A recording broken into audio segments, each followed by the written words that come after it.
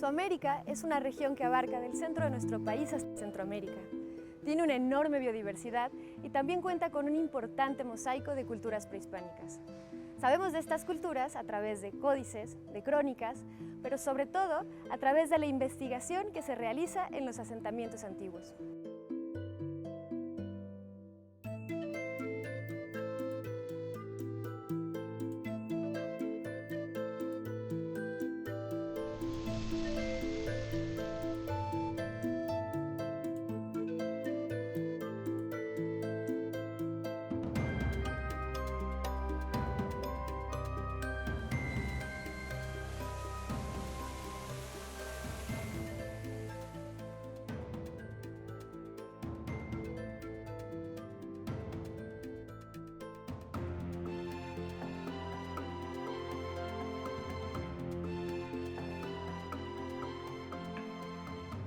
Nos son familiares muchas culturas prehispánicas.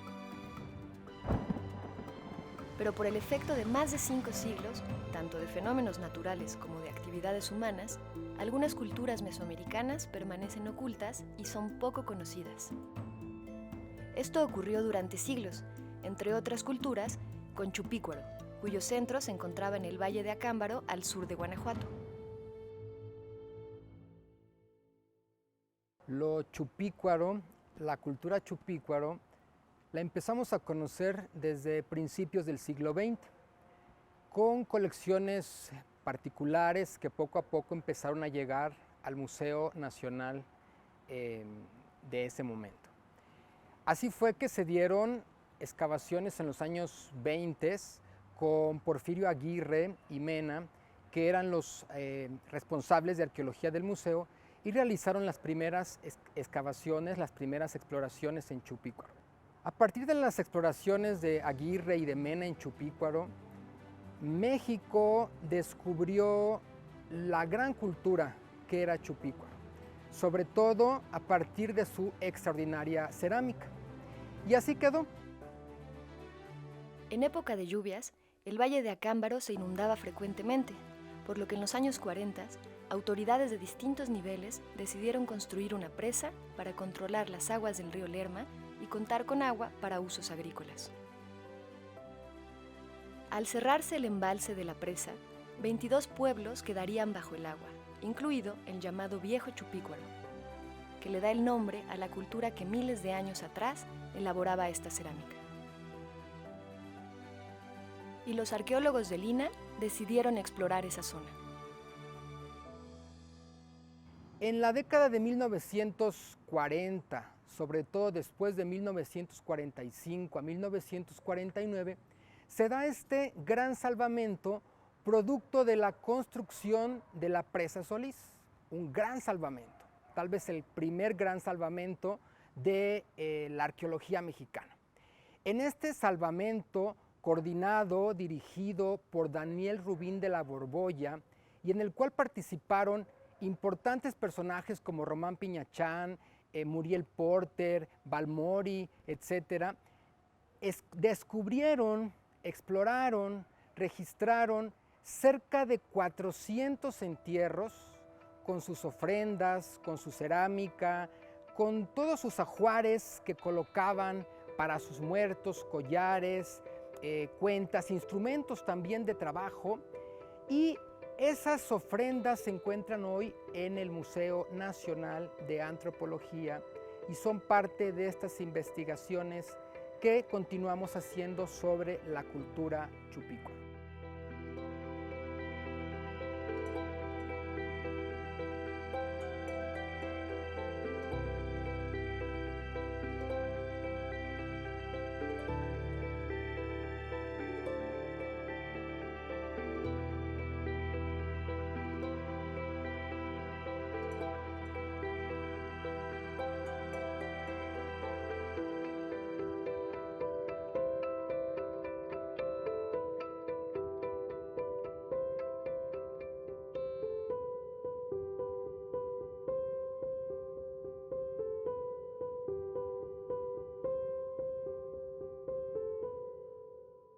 Posteriormente, sobre todo a través de los trabajos De las excavaciones de Brigitte Foyer y Véronique Darras en el sur de Guanajuato, conocimos más de estos asentamientos.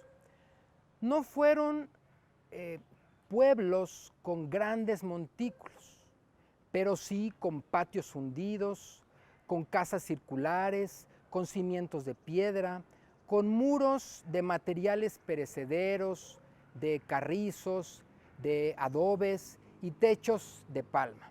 Eran asentamientos dedicados a la agricultura y sobre todo a través de sus instrumentos y de las vasijas sabemos que eran especialistas en el trabajo cerámico.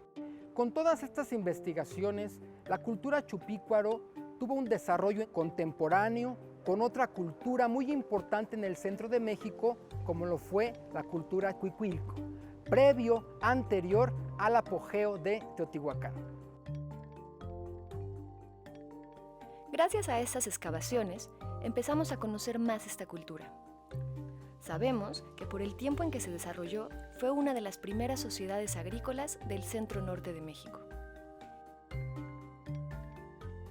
Y también que fue un pueblo de hábiles ceramistas que elaboraron hermosas piezas de vasijas y figurillas.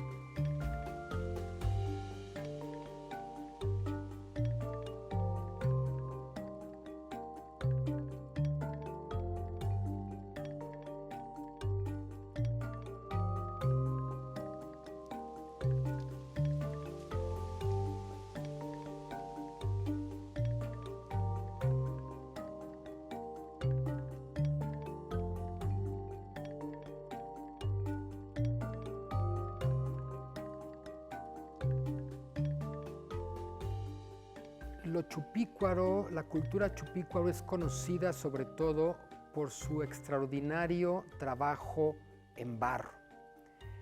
La gente de Chupícuaro se dedicó a la alfarería, elaboró extraordinarias vasijas de distintas formas y sobre todo aplicaron tres colores principales.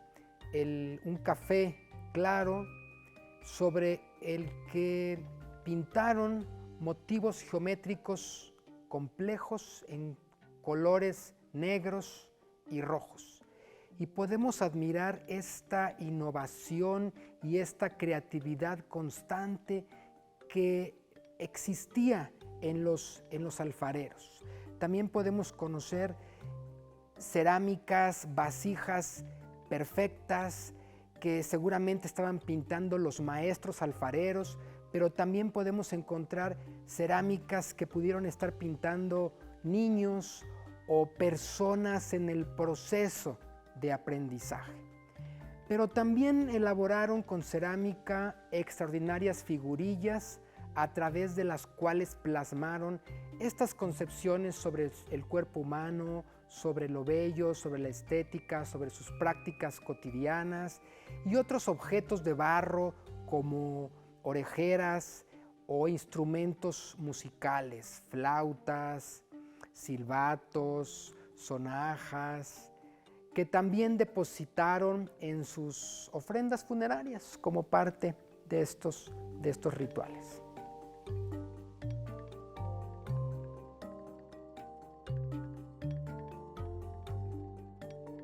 En sus ofrendas, pues tenemos una amplia diversidad de vasijas. Tenemos una diversidad impresionante de cajetes, de vasos, sobre todo de vasijas zoomorfas, de vasijas también con elementos antropomorfos y de vasijas fitomorfas.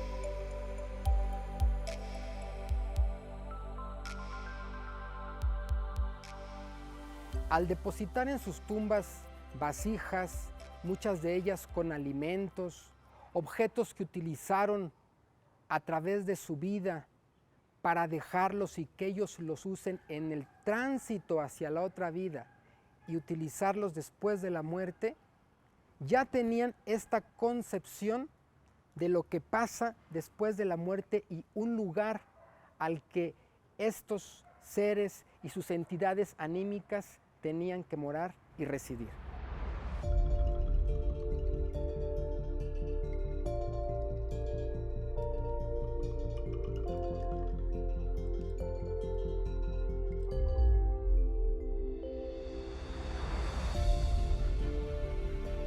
Los pobladores de Chupícuaro contaban con los recursos naturales que ofrecían el río Lerma y los ecosistemas cercanos, de donde obtenían las materias primas para elaborar sus viviendas, obtener sus alimentos y elaborar sus piezas de cerámica.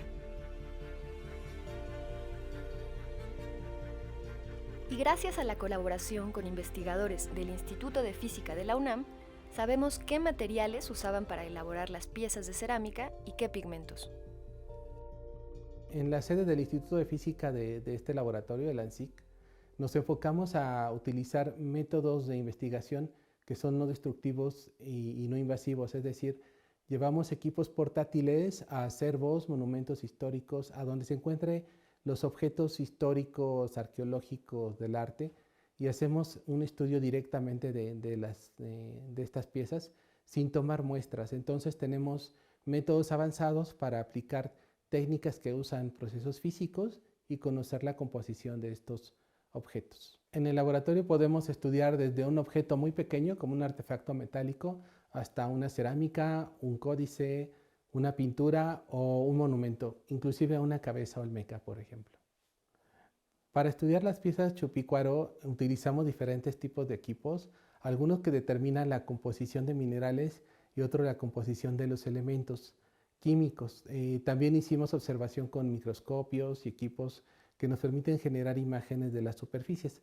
De esta manera pudimos determinar que se utilizan para los colores rojos hematitas, que son óxidos de hierro, para los negros combinaciones de minerales de manganeso y hierro, y para los blancos arcillas como mormonionita y caolinita, que serían materiales de la región.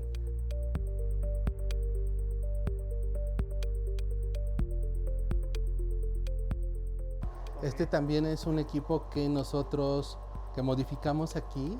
Partimos de un equipo de difracción comercial y entonces aquí lo que hicimos fue como hacer toda la reconfiguración del dispositivo. Este equipo lo que hace es que manda unas de rayos X que incide justo en esa zona que estoy aquí, ¿no?, ubicando. Y cuando llegan los rayos X salen en direcciones específicas, eso se llama difracción. Le agregamos también un detector para hacer fluorescencia. Entonces es un equipo que hace difracción y fluorescencia al mismo tiempo, es decir, elementos y minerales asociados a los materiales. Y además el análisis es directamente de la pieza. Generalmente uno para hacer este análisis tendría que tomar un fragmento, hacerlo polvo y ese polvo hacer el análisis, ¿no? En este caso, la idea es justo que ahí, como les voy a mostrar, esa es la zona donde se haría el análisis, ¿no? Okay. Y entonces lo que yo tengo que hacer aquí es siempre ubicarme en esa zona y hacer que coincidan los láseres para... Esa es nuestra zona de análisis, ¿no? Entonces aquí este sistema me permite ir justo a la zona de interés, que en este caso... Esta la utilizamos sobre todo para ver la composición de las pastas. Y también hay un microscopio, que justo es ese tubito que está ahí. Entonces aquí terminamos de ajustar la posición de los láseres. Y cuando los láseres ya convergen, esa es justo la zona que se va a analizar. Y esto que nosotros estamos viendo aquí serían las reflexiones asociadas al material cerámico, a la pasta cerámica, ¿no? Y estamos viendo aquí de manera simultánea los elementos químicos asociados a esta composición, que es aluminio, silicio, potasio, calcio, algo de titanio y el hierro, ¿no?, que es preponderante en esta. Y este es un espectro también de fluorescencia que es complementario al que estamos viendo allá, ¿no? Y bueno, pues sí, lo bonito de este equipo es que es también un desarrollo de laboratorio, ¿no? O sea, este equipo lo tiene Japón, lo tienen los Estados Unidos, tienen en Europa, ¿no? Pero fuera de esos lugares donde hay muchos recursos, somos los que tenemos este dispositivo.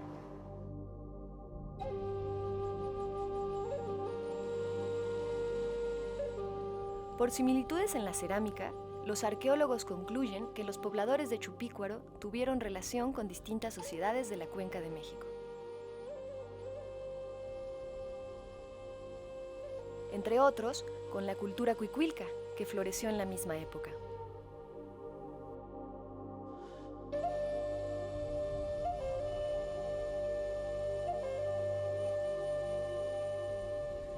Si las interacciones que pudo tener la cultura chupícuaro con otros asentamientos del México antiguo, lo sabemos a través de la cerámica, a través de las figurillas, sobre todo si hay similitudes de estilo entre estos materiales y aquellos de otras regiones. Y parte de este proyecto interdisciplinario que tenemos con la UNAM y con el CEMCA es justo a través de los análisis arqueométricos encontrar si las cerámicas, por ejemplo, en Cuicuilco, eran similares en su composición a la cerámica de Chupícuaro. Entre las preguntas que queremos responder está el de conocer la relación entre la cerámica Chupícuaro y el de otras culturas como la de Cuicuilco, que está en el centro de México. Para poder saber esto estamos comparando los materiales, es algo que está en proceso, de manera que podamos diferenciar si lo que se podían mover eran a las piezas o se intercambiaban de una región a otra, o si bien se copiaban las formas y se elaboraban con las materias primas locales que tenían a su disposición cada una de estas culturas.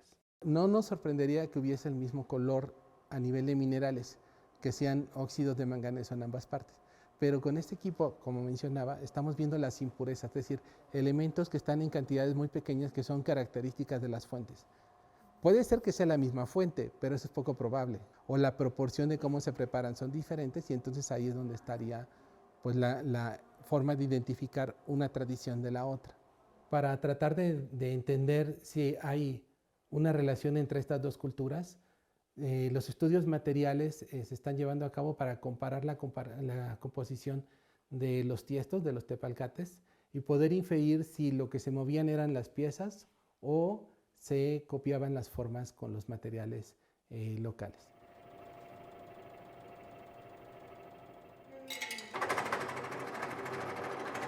Para conocer la procedencia de las arcillas, de los minerales que se emplearon para los pigmentos y las pastas, se requiere la colaboración de otros especialistas, como el caso de los geólogos del Instituto de Geología de la UNAM, quienes están contribuyendo junto con otros expertos en tratar de responder estas preguntas.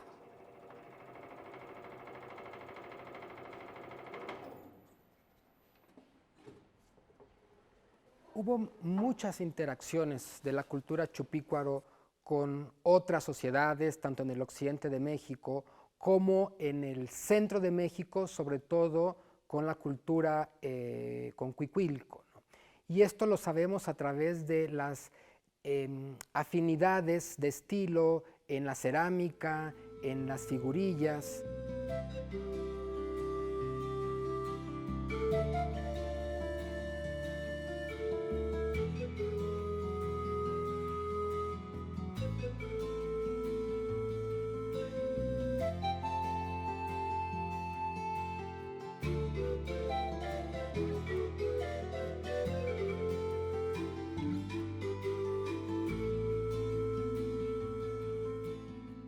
Vemos siempre la cerámica, la lítica, la piedra, ¿no? Que es lo que queda en el registro arqueológico.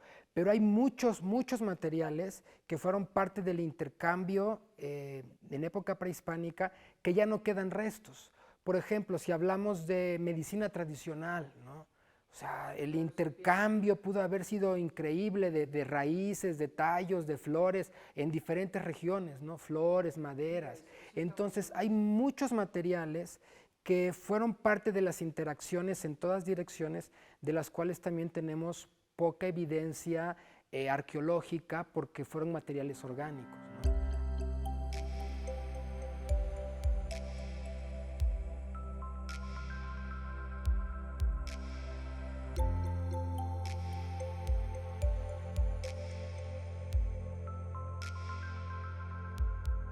Cuando hablamos de intercambio, cuando hablamos de interrelación entre distintas sociedades, hablamos de productos, hablamos de bienes, sí, pero también hablamos de ideas.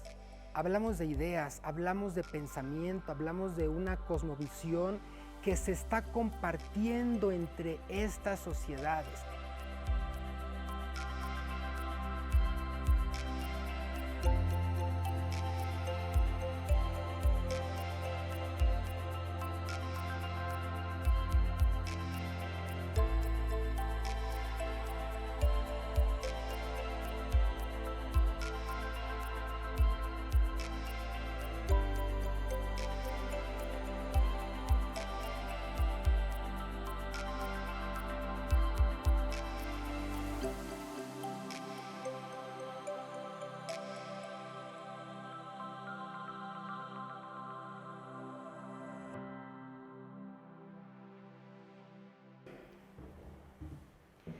Los estudios arqueológicos nos ayudan a conocer más sobre nuestros antepasados, con los que no compartimos el mismo tiempo, pero sí el mismo espacio. Caminaron por los valles y montañas que ahora nosotros recorremos. Lamentablemente, parte de su legado se destruyó, pero sus huellas permanecen para nuestra fortuna.